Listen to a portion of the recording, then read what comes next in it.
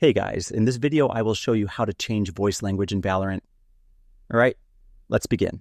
To change the voice language in Valorant, the first thing you want to do is simply open up your Riot Games launcher. Then, click on your profile icon at the top right corner and go to Settings. From there, navigate to Valorant on the left-hand menu. Under Game Text Language, click on the drop-down menu.